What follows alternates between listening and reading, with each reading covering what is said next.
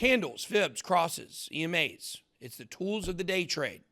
Don't be a noob and trade on websites that don't give you BitBoy bonuses.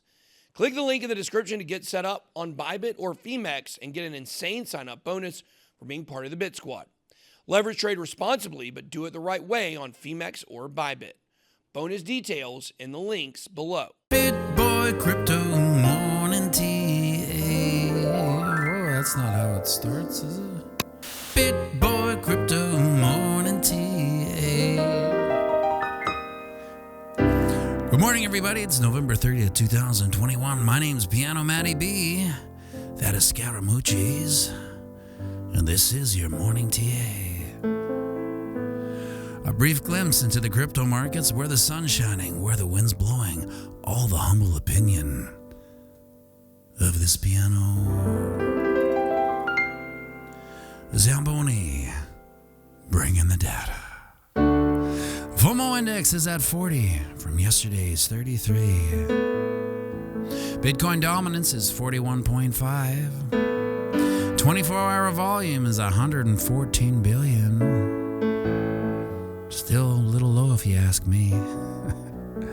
The overall market cap is 2.57 trillion.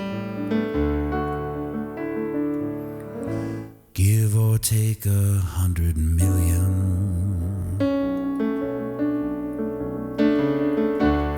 Over on the 4-hour chart, we can see we are retesting the 50 moving average. Now, before we cash in our chips and throw in the towel, we talked about this yesterday, so this should come as no surprise. We also said to look out for a quick wick under, but she should hold. We might see a quick wick under, but she should hold. And lastly, we said where it can go if she doesn't hold, but let's just hope I don't have to replay that tomorrow.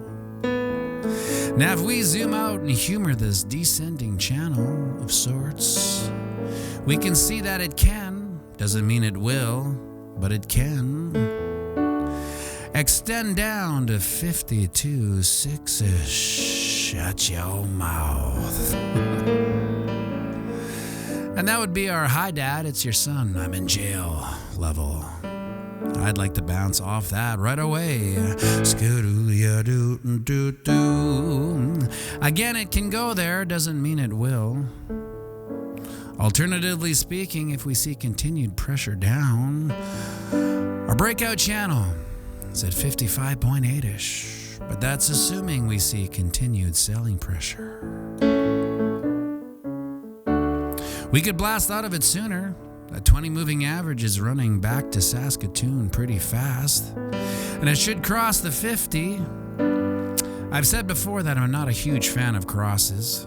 I find them conveniently conclusive, and at best, they can be a good little event to hang your hunch hat on. But let's get back to our bullish scenario, shall we? Yesterday we said that we could see a move up to 58.6. We'll make a move up to 58.6. And she hit 58.8, so maybe we'll baby steps this bullish scenario. On the 4-hour chart, there's a case for some bullish divergence. We see lower highs with price action, while the MACD has made higher highs. Might not be something, but it sure ain't nothing. So today I'm sticking with my second target of 59.3-ish.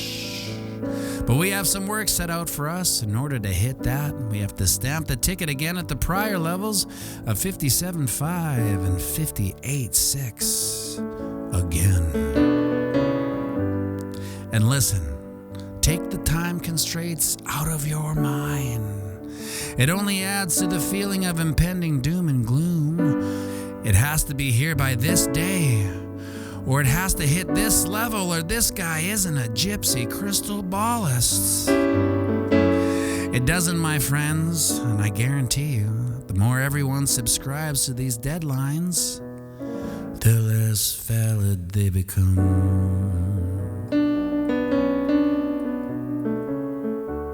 The chart suggests, the fundamentals sway. But Bitcoin keeps on trucking. It's a numbers game, my friends. Bitcoin doesn't listen to human speculation. It's like giving a teenager a curfew. You have to be home by this time or else. And that's when the teenager replies, or else what? So remember, we're playing the same game as our psychopathic elected league.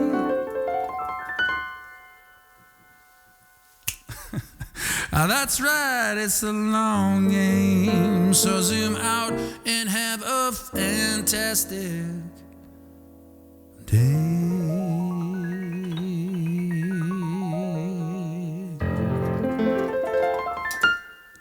A BitBoy Crypto Morning Tea.